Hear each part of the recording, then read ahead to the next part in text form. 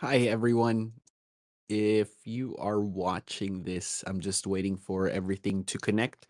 So just give me a couple minutes as that loads up, and I'm curious uh, if the audio is coming through okay and crisp. So we'll find out after the video. Okay, I think we're now live on both YouTube and LinkedIn. So let's get right into it. In a world overflowing with information and noise, how do you discern what's godly, what's wise, and what truly matters? That's why the wise steward exists. You ask, what is the wise steward? The wise steward is a weekly live video series and newsletter. So Thursday is when I do the live video, and then Friday I'll write up a newsletter. Uh, Crafted and created for Christian healthcare professionals uh, who want to grow in their faith and career and their calling. And I say that it's specifically for healthcare professionals, but if you're watching this and you find value in it, that's a win, right? But ideally, I'm trying to talk to the Christian healthcare professionals who are serving their local communities, and again, who want to grow in their faith, their career, and their calling. Each session blends biblical wisdom, biblical principles with practical insight, empowering you, the healthcare professionals, to lead, communicate, manage time, recover from burnout, and make decisions that honor Christ. And so I have a slide deck prepared, and let's get right on to it. That's what this wise steward is. And this is, I believe this is the second or third. In reality, this is the second attempt today to just get this live broadcasting thing going on. So let's get right into it.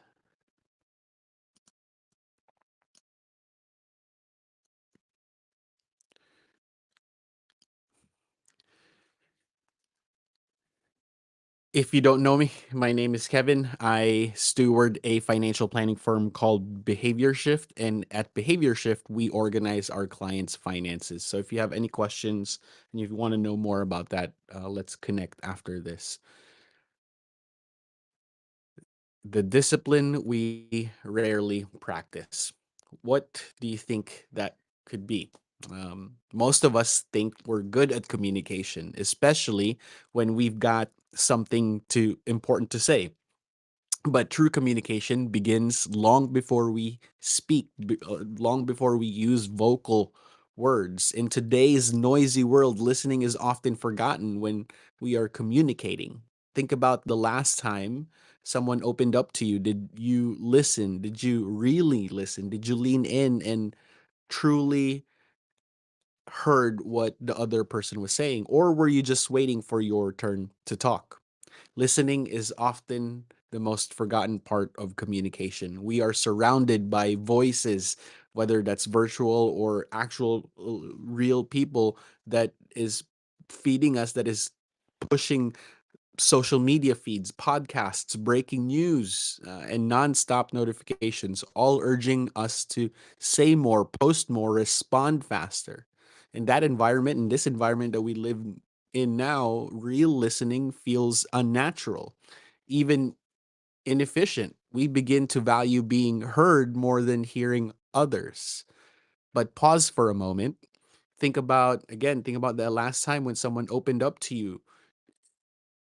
Maybe they shared something vulnerable, admitted a struggle, or voiced a frustration. Did you lean in and truly hear them, or did your mind begin to craft a response before they even finished their sentence? Were you present or just preparing your comeback? We've all been there. I've been there. It's easy to confuse waiting for your turn to talk with actual listening. But those two postures, those two mind or heart postures couldn't be more different. True listening creates space for the other person. It says your voice matters. Your story, whatever you're communicating matters. It withholds judgment long enough to understand. It resists the temptation to fix, explain, or defend, and instead focuses on honoring what's being said. This kind of listening isn't passive, it's active, humble, and deeply spiritual. When I worked as a recruiter for the Alaska Army National Guard, I spent a lot of time interviewing people instead interested in joining the organization. We called them prospects, and a lot of recruiter lingo, even out of the military, uses this term prospects. On paper, these were conversations meant to explore someone's future. But looking back, I realized that I didn't always approach them with that kind of care.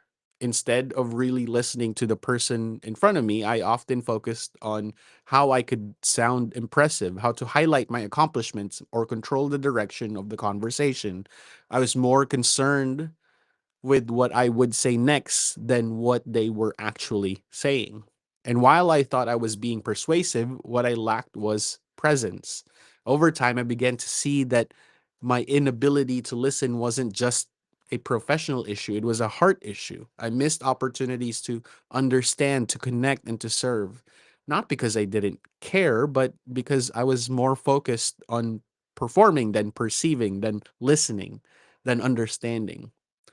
Now I see those moments differently. Listening isn't a pause before my next point, it's the posture of humility that says, you matter more than what I have to say, you matter more than my script. Listening is the foundation of gospel shaped communication. In the life of a wise steward, it's where communication begins. When we don't listen, what happens when listening? Well, without listening, relationships break down, communication breaks down. There's a breakdown, and it begins to unravel. Maybe quietly, and definitely quickly. People feel dismissed, misunderstood, emotionally not safe, unsafe. When someone shares their heart and isn't truly heard, it sends a subtle but powerful message. What you're saying isn't important, even if that's not your intention, the effect is real. People begin to feel like they don't have a voice. Their thoughts are brushed aside, their emotions are minimized, and their presence feels invisible. Over time, this erodes their sense of value in the relationship, not because of harsh words, but because of absent listening. Emotional safety and just the idea of a partnership or relationship or somebody that you're communicating with, the idea that they feel valued isn't built through big gestures. It's built through consistent, attentive presence. Miscommunication grows, assumptions spread, trust erodes. When listening breaks down, misunderstanding fills the silence. We start fill, filling in the blanks with our own assumptions, reacting to what we think someone meant instead of what they actually said. Over time, these misfires become patterns. Mistrust grows not necessarily because of conflict, but because there's a growing sense that you don't get me or you never really hear me. And when people stop trusting that they'll be understood, they stop trying to connect at all. In leadership, this leads to lost influence. In marriage, distance. In parenting, silence. In leadership, when leaders fail to listen, both leaders and the subordinate, when they fail to listen, we lose more than information. We lose credibility. Our team may follow instructions, but they no longer feel seen. And when they don't feel seen, they disengage. In marriage, lack of listening slowly creates emotional drift. Conversations become surface level. The bond weakens not through explosive fights, but through subtle neglect when one or both partners stop feeling heard. In parenting, kids internalize a lack of listening as rejection. Over time, they stop opening up. They stop sharing what matters. What once was a stream of honesty becomes a wall of silence. And that silence is hard to break.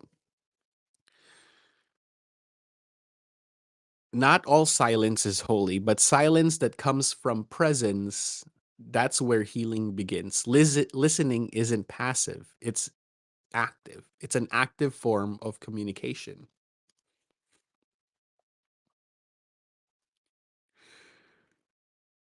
So, what's a biblical framework for listening? Scripture doesn't just suggest that listening is not just a good habit, it presents it as a mark of spiritual maturity, and relational wisdom. James chapter 1 verse 19 says, "Let every person be quick to hear, slow to speak, slow to anger." In a world where many are quick to speak and even quicker to get angry, this verse flips the script. Wisdom starts with listening, not passively, but with intentionality, a readiness to hear and understand before responding or reacting. When we are quick to hear and slow to speak, we create space for peace, clarity, and compassion to lead the conversation. Proverbs chapter 18, verse 13 reminds us, if one gives an answer before he hears, it is his folly and shame. How often are we guilty of this? How often am I guilty of this? We interrupt, jump to conclusions, or finish people's sentences in our heads, assuming we already know what they are trying to say. But Proverbs calls that foolishness. When we speak before understanding, we don't solve problems, we multiply them. Real wisdom requires restraint and attentiveness. Proverbs chapter 20 verse 5 says, the purposes of a person's heart are deep waters, but one who has insight draws them out. People often carry burdens and emotions they struggle to articulate. Insightful listeners, good listeners, don't just hear words, they read between the lines, ask thorough, thoughtful questions, and create a space for deeper things to surface. They're like diggers, patient, curious, and faithful in drawing out what's hidden, and like an investigator in a not in a not in a manipulative way, or in a yeah, you investigate, you dig deeper. This is the kind of listener every relationship needs. Galatians chapter 6 verse 2 calls us to bear one another's burden and so fulfill the law of Christ. How do we bear each other's burdens if we don't first listen to them? We can't carry what we won't take time to understand. Listening is the first act of burden bearing. It communicates, you don't have to carry this alone. In a world that rewards the loudest voice, the wise steward listens first. Cultures Culture rewards speed, volume, and opinion, but scripture praises slowness, patience, and understanding. The wise steward doesn't fight for the mic, he makes space for others to speak. Because listening isn't just a communication skill, it's a reflection of Christ like humility. Would you like, if you have any, I would like to invite you to post or give your thoughts on what your definition of listening is. So write it out in the post, in the comment section below. What is listening to you?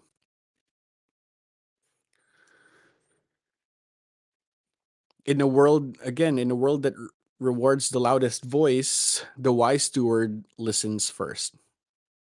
What are the habits of a wise listener then? Pause. Number one, pause before speaking. Number two, ask before assuming. Number three, reflect what you hear. Number four, listen with scripture in mind. Number five, resist the urge to fix. Going back on that first one, pause before speaking. Let the other person hear.